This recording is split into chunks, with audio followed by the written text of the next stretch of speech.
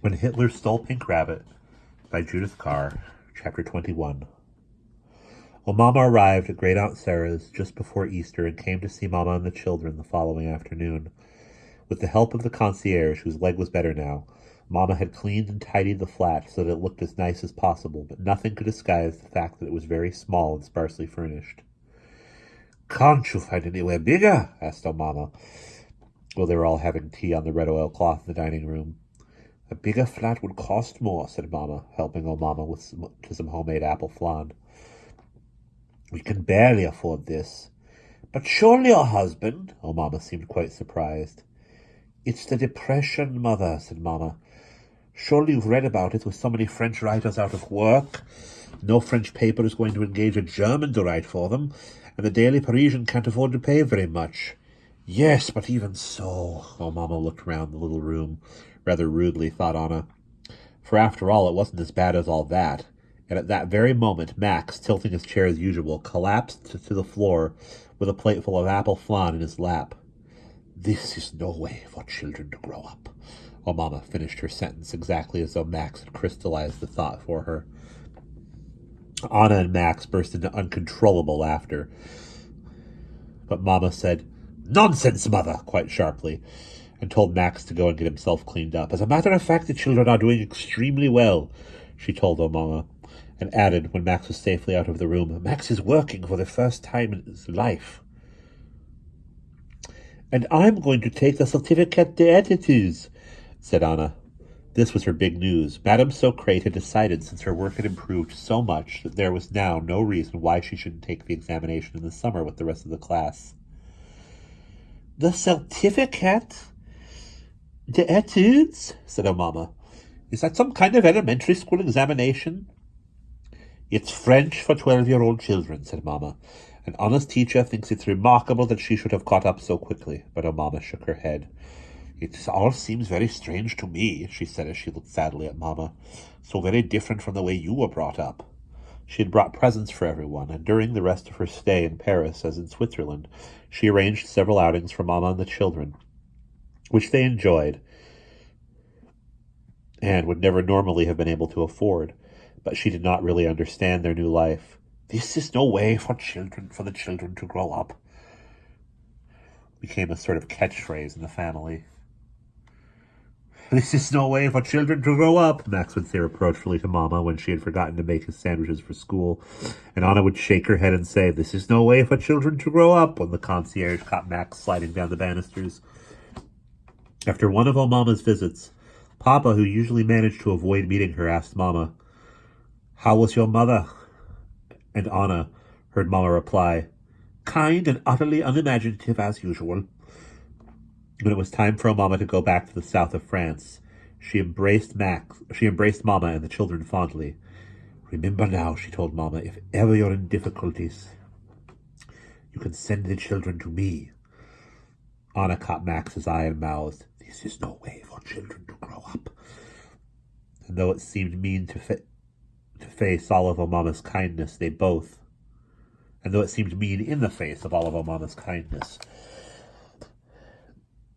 had to make terrible grimaces to stop themselves from bursting into giggles.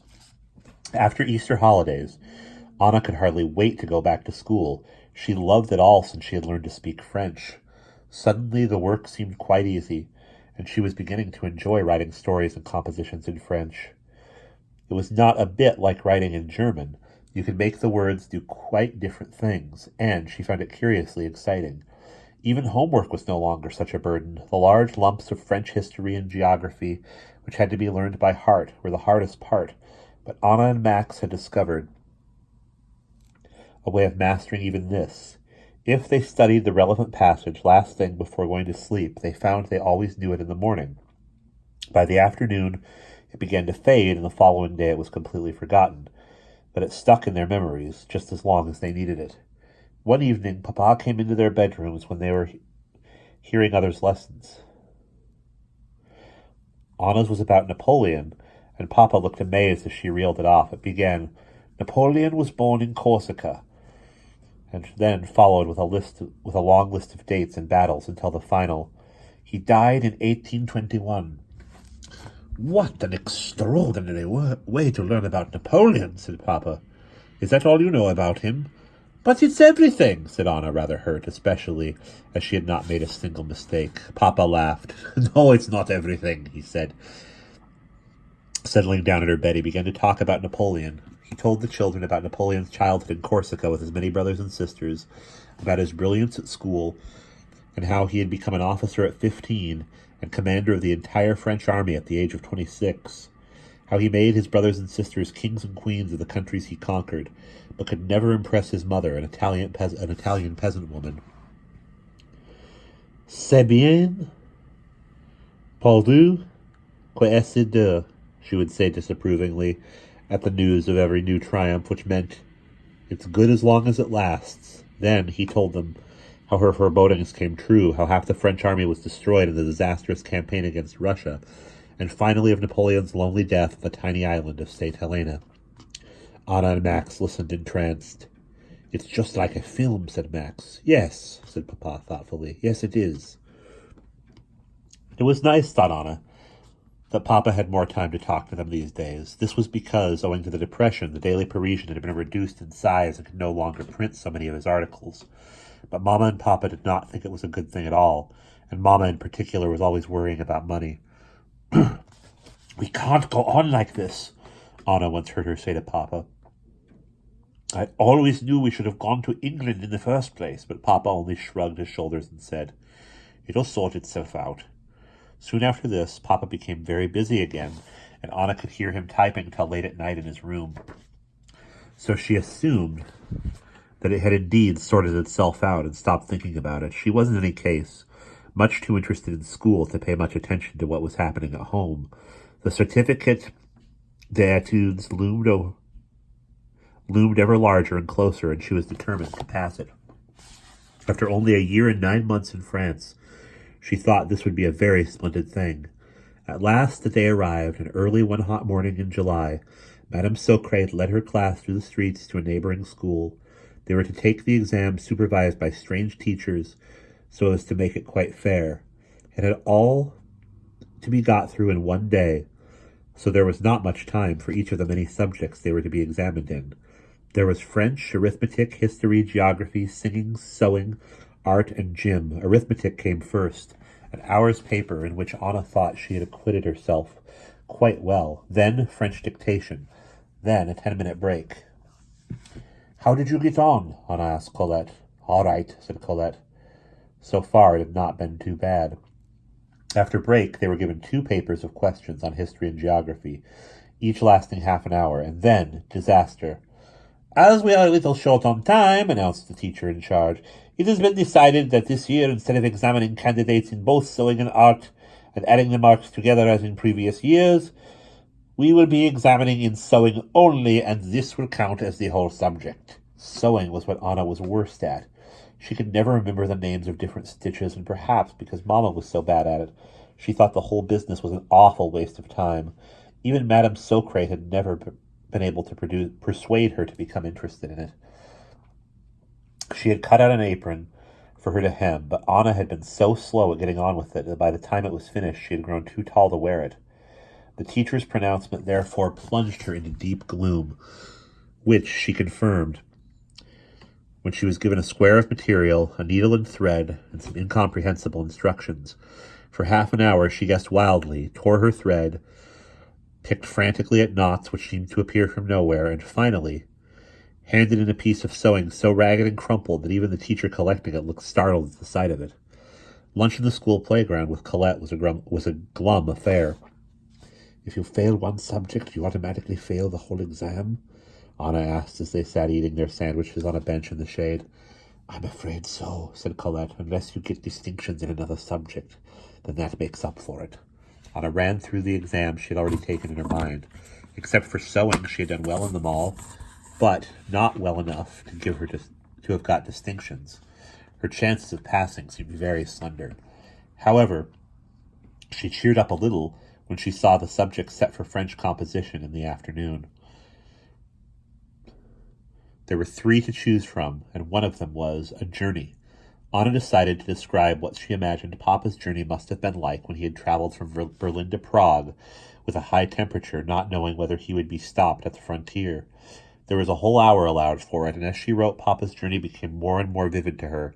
She felt she knew exactly what it must have been like, what Papa's thoughts must have been, and how, owing to the temperature, he would keep getting confused between what he was thinking and what was actually happening. By the time Papa had arrived in Prague, she had written nearly 5 pages, and she had just time to check them for punctuation and spelling before they were collected.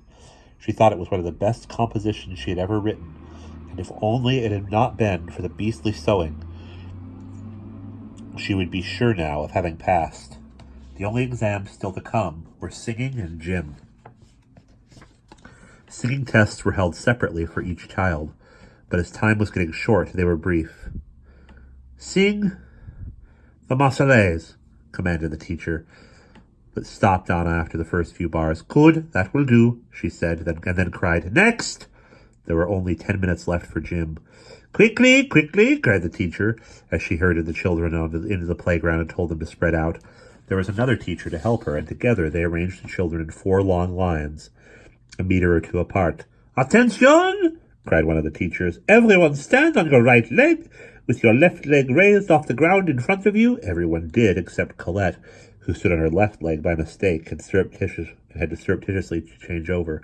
Anna stood dead straight, her arm held out to balance herself, and her left leg raised as high as she could. Out of the corner of her eye she could see some of the others, and nobody's leg was as high off the ground as her own. The 2 teachers walked between the lines of children, some of whom were now beginning to wobble and collapse, and made notes on a piece of paper. When they came to Anna, they stopped. "Very good," said one of them. "Really excellent," said the other. "Don't you think?" "Oh, definitely," said the first teacher, and made a mark on the piece of paper. "That's it, you can go home," they called when they got to the end of the line, and Colette rushed up to Anna and embraced her. You've done it," she cried. "You've got distinctions in gym, so now it won't matter if you failed at sewing." "Do you really think so?" said Anna, but she felt pretty sure of it herself. She walked home through the hot streets, glowing with happiness, and could hardly wait to tell Mama all about it. "You mean to say because you are so good at standing on one leg it won't matter that you can't sew?" said Mama. "What an extraordinary exam." "I know," said Anna, "but I suppose it's things like French and arithmetic that are really important, and I think I did quite well in those." Mama had made some cold lemon squash, and they sat drinking it together in the dining room, while Anna rattled on. "We should have results in a few days' time. It can't be much more, because it's nearly the end of term. Wouldn't it be grand if I'd really passed after less than 2 years in France?" Mama agreed that it would indeed be grand. But the doorbell rang, and Max appeared looking pale and excited. "Mama," he said almost before he had gotten through the door, "you've got to come to the prize giving on Saturday. If you've got anything else on, you've got to cancel it. It's very important." Mama looked very pleased. "Have you won the Latin prize, then?" she asked, but Max shook his head. "No," he said.